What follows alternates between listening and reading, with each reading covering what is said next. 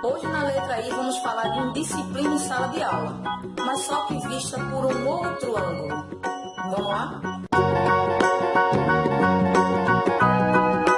Uma vez eu fiz uma postagem perguntando o seguinte: qual o maior problema enfrentado pelos professores em sala de aula? E quase que unânime foi indisciplina em sala de aula. A quantidade de comentários foi absurda, a quantidade de mensagens foi absurda, e eu cheguei à conclusão que esse é um dos maiores problemas que os professores enfrentam hoje, infelizmente. Mas eu queria falar da indisciplina de sala de aula por um outro ângulo, porque no ângulo que foi mostrado pelos professores, eles colocaram que o fator que causava esse grande índice de indisciplina de sala de aula era falta de acompanhamento familiar, falta de interesse dos pais pela escola, falta de interesse do aluno pelas aulas, falta de muita coisa. Mas todos esses comentários tinham algo em comum, que essa falta que eles tanto falavam estavam direcionados para uma segunda ou terceira pessoa. Sempre era a falta de alguma pessoa, era de um pai, era de um aluno, era a falta de recurso que a escola proporcionava, era a falta de estrutura que a escola tinha, era a falta de muita coisa.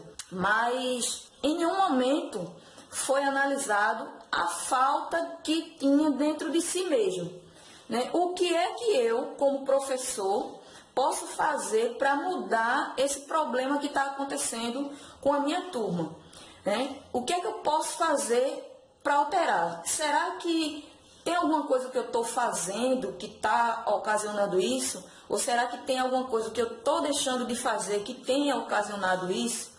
Porque se você analisar, existem aqueles casos extremos de indisciplina, que aí você precisa recorrer à ajuda de um terceiro para o controle, como, por exemplo, esse problema que nós vamos ver aqui agora. Deixa o menino, ele tem que ver o que está fazendo. Oi, pessoal. Aurélio, não segura, não segura. Deixa ele quebrar que o menino vai pagar tudo. Solta a cadeira.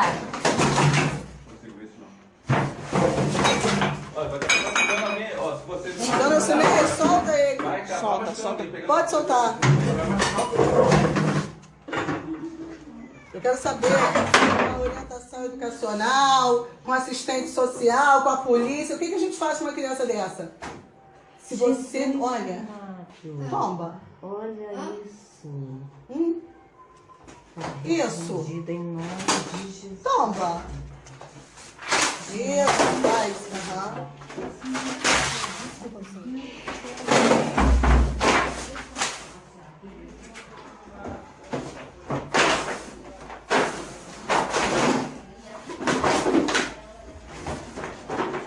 Nesse caso, realmente, você precisa da ajuda de um segundo ou uma terceira pessoa para identificar por que essa criança está agindo dessa maneira. E eu acredito que muitos professores, eu não quero dizer que esses problemas que eu citei anteriormente não há. Eu sei que há, eu concordo que há.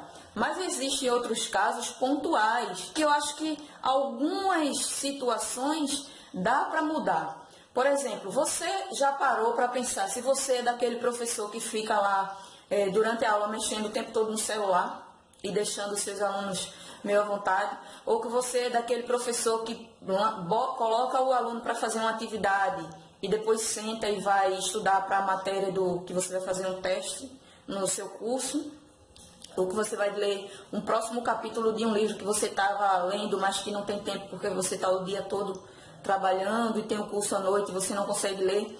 Então, é esse tipo de atitude que a gente tem que analisar se a nossa postura dentro da sala de aula está sendo diferente, negligente, ao ponto de a gente deixar a turma à vontade. Porque a gente sabe que aluno, se você deixar ele à vontade por alguns segundos que seja, quando você foi ali tomar uma água ou ir no banheiro, esse aluno ele vai aproveitar esse espaço de tempo, essa oportunidade. Quando você volta, a sala está daquele jeito que às vezes para voltar aquele controle que estava anteriormente fica um pouco difícil, ou até mesmo muito difícil.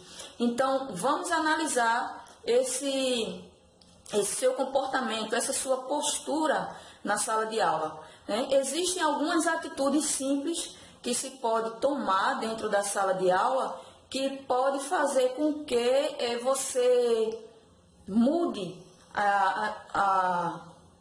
como eu posso dizer, o comportamento da tua turma. Você mudando o seu comportamento, você vai mudar também o comportamento da sua turma. Como, por exemplo, se você analisar que aquela desconcentração da sala está partindo de um aluno, então você pode tomar algumas atitudes para que isso venha mudar. Por exemplo, no momento da explicação, não tem nada mais chato do que você ter que parar a aula para ir chamar a atenção daquele aluno para depois voltar. Às vezes você se desconcentra, não sabe de que ponto você parou e o interesse dos outros que estavam prestando atenção acaba caindo também. Porque tem um aluno ou outro que só por querer mostrar para os amigos, ele tem o prazer de mostrar para os amigos, como é engraçado desconcentrar a professora. Então ele faz isso para realmente chamar a atenção dos colegas e mostrar que ele é realmente muito engraçado. Então o que é que você pode fazer? Você pode, no momento que você está explicando, você inserir ele, né? João, o que é que você acha? Dê um exemplo, vem cá, vou usar o João como exemplo. E a partir do momento que você traz ele pode até ficar, chamar mais a atenção dele. E ele não vai ter o espaço de estar desconcentrando o outro. Ou simplesmente o fato de você estar se movimentando dentro da sala de aula, porque a presença de alguém próximo de outro é como se tivesse um campo de proteção. É como se nós tivéssemos um campo de proteção que quando a gente começa a se aproximar, a gente já muda com a postura. Por exemplo, aquele aluno que gosta de estar com o pé na banca ou com a postura meio incorreta, quando você está se aproximando, é só o fato de você dar um tocar no ombro daquele aluno, ele já vai e corrige a postura. Então, se você mostrar que não tem espaço para aquilo ali, é uma atitude pequena que pode sim mudar o comportamento de uma turma.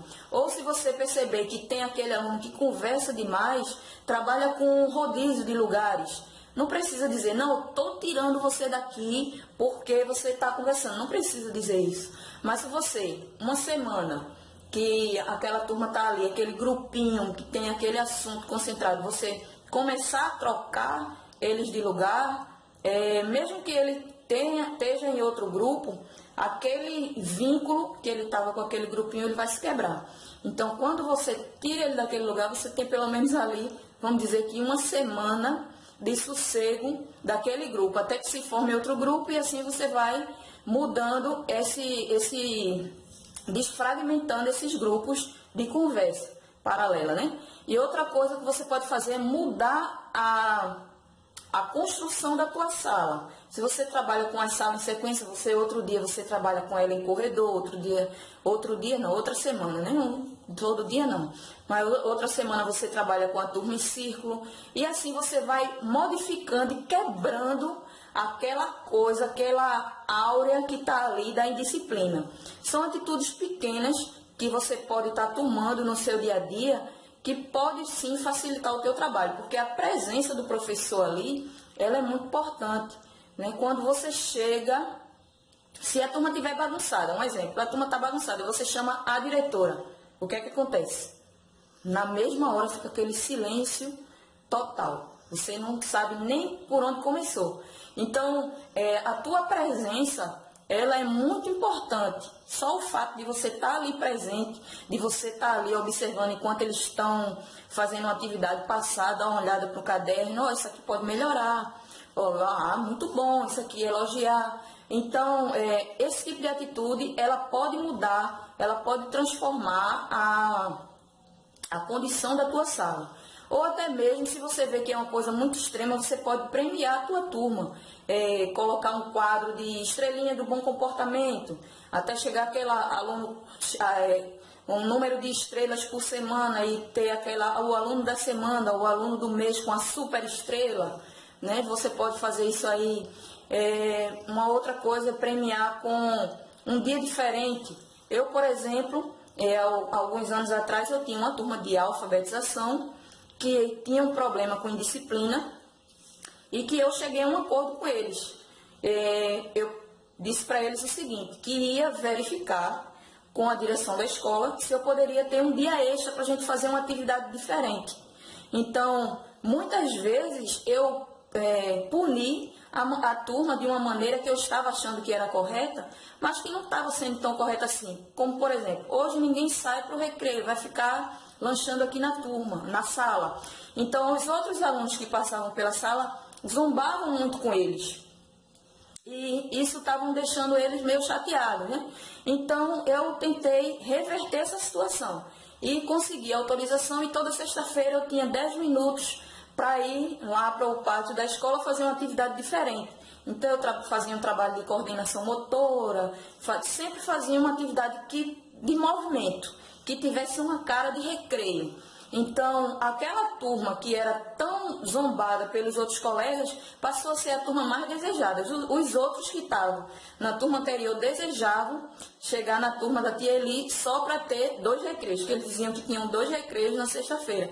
Então, eles passaram a ser o pessoal mais importante, e essa importância trouxe para eles um empoderamento, de maneira que quando eu ia tomar aquela água ou ia ao banheiro que voltava, a turma estava quieta, e até um policiava o outro, fica quieto, que senão tia Eli não vai levar a gente para fazer atividade diferente.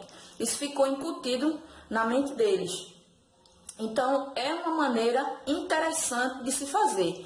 Lógico, criou uma regra, deu um prêmio, não cumpriu aquilo que você pediu, punição. Punição coletiva ou punição individual, mas que seja uma coisa, por exemplo, hoje você não vai participar da atividade diferente, você vai com a gente, mas você não vai participar, vai ficar olhando. Ou pode ser uma punição de uma maneira mais que ele se sinta importante. Você vai ser o meu auxiliar hoje, entendeu? Então, enfim, tem várias formas de você atuar dentro da tua sala de aula que faça com que amenize esse clima de indisciplina, certo? Então, esse é o meu recado de hoje para você. Se autoanalise, veja se realmente os fatores que estão causando a indisciplina são externos ou internos. Faça todos os testes, faça tudo que é possível para melhorar, o que você pode fazer para melhorar o desempenho dos seus alunos, o comportamento dos seus alunos na sala de aula, e daí sim, depois você vai procurar os fatores externos. Quando encontrar os fatores externos, você tenta resolvê-los também. Caso não consiga, procurar aí a ajuda de terceiros, né? Para ver se vai precisar de um segundo ou um terceiro profissional para te ajudar nesse comportamento da tua turma e deixar o teu dia a dia de trabalho mais agradável, mais confortável, tanto para você quanto para os seus alunos, tá bom? Esse foi meu recadinho de hoje para você. Espero você no próximo vídeo com o tema da letra J.